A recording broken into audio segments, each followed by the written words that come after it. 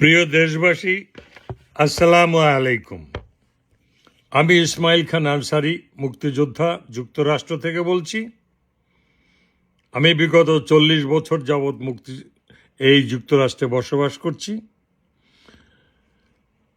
আমার একটা কথা, সেটা মেজর হাফিজ সাহেবকে নিয়ে। মেজর হাফিজ সাহেব, আপনি একজন মুক্তিযোদ্ধা। আপনাকে বলছি এই কারণে, আমিও বরিশালের ছেলে, কিন্তু একটা বাংলা কথা না কয়ে পারি না। সেটা হইল কি, যে দক্ষিণা ভাষায় বলে কাউয়ার গোস্ত কাওয়াটা কাউয়ায় খাইতে পারে না। তো আমি বলি কি, ভূতের মুখে রাম নাম সাজে না হাফিজ সাহেব। আপনি একজন মুক্তিযোদ্ধা, নিজেকে জিজ্ঞেস করেছেন আপনি মুক্তিযুদ্ধে গিয়েছিলেন কার ডাক শুনে? আপনি কিন্তু বঙ্গবন্ধুর ডাকে মুক্তিযুদ্ধে গিয়েছিলেন,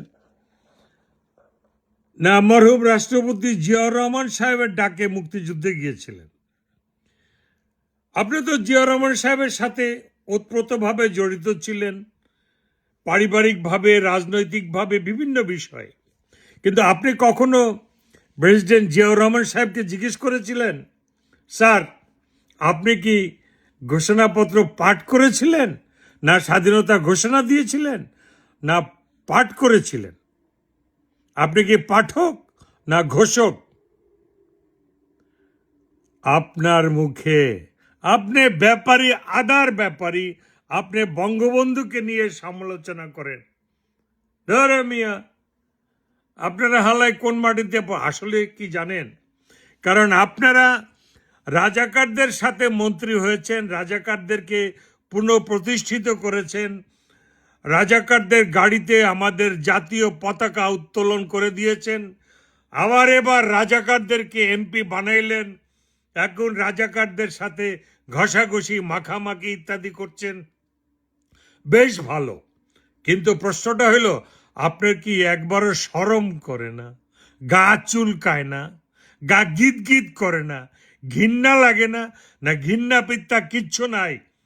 যেই সমস্ত রাজাকার আল বদর, আল শামস আপনার মা বোনকে ধরে নিয়ে পাকিস্তানি ক্যাম্পে দিয়ে আসছে, আপনার ভাই ব্রাদারের ঘর বাড়ি জ্বালায় দিছে, আপনি তাদের সাথে বসেন কিভাবে? আরে শহীদ রাষ্ট্রপতি জিয়াউর রহমান সাহেব তো এস্টাবলিশ করে গেছে, এটা আমরা জানি। আই হ্যাড এ চান্স, আমারও সুযোগ ছিল, সময় হয়েছিল শহীদ রাষ্ট্রপতি জিয়াউর রহমান সাহেবের সাথে কাজ করার যথেষ্ট সুযোগ হয়েছিল, আমিও তার সাথে কাজ করেছি। সুতরাং মায়ের কাছে যদি মাসির গল্প করেন, মায়ের কাছে এক খালাবাড়ির কথা কন, ও মা, খালায় তো মোরে সিতাই পিঠা, কুয়া পিঠা সব বানাইয়ে খাওয়াইছে, ও তখন মা করে কি, মুচকি মুচকি হাসে। তো আপনার কথা শুনে হাসবো না কানবো? কারণ আপনারা তো অলরেডি রাজাকারের লিস্টে পড়ে গেছেন, আপনি তো রাজাকারের খাতায় নাম লেখাইছেন, তাই না? আমি 9 নম্বরের সেক্টরের ছেলে, আমি যে মেজর জলিলের সাথে ছেলে, আমি এমপি সওগাতুল আলম সগিরের সাথে চলায়মান, তার সাথে চলেছি। আপনি কাকে কোথায় শিখান? আপনি ক্যাপ্টেন বেগকে জিজ্ঞেস করেন আমি আনসারি কে। আপনাদের ইতিহাস আমরা জানি।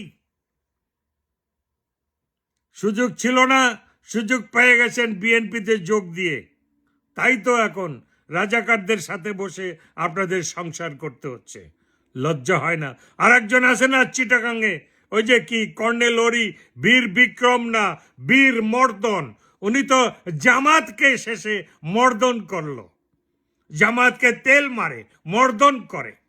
সুতরাং আপনারা মুক্তিযুদ্ধের নামে কলঙ্কিত, আপনারা মুক্তিযোদ্ধাদেরকে কলঙ্কিত করেছেন, দলীয় স্বার্থ সিদ্ধির জন্য মুক্তিযোদ্ধাদেরকে ব্যবহার করেছেন।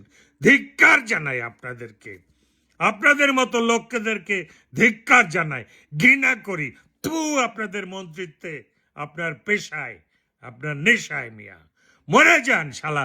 মরে গেলেও আপনাদেরকে কবরের মাটি এরকম জাগায়া তুলবে, যে পাপ তোরা করেছিস তার জন্য তোদেরকে প্রায়শ্চিত্ত করতে হবে। জয় বাংলা। আমরা জয় বাংলার লোক, আমরা বঙ্গবন্ধুর সৈনিক। তোর মতন মুনাফেক নয় হাফিজ। তুই হতে পারিস মেজর আর জাহান্নাম। ফিনারে তোরা মরে গেলে বলবো ফিনারে জাহান্নামা খালেদিনা ফিয়া। জয় বাংলা, জয় বঙ্গবন্ধু।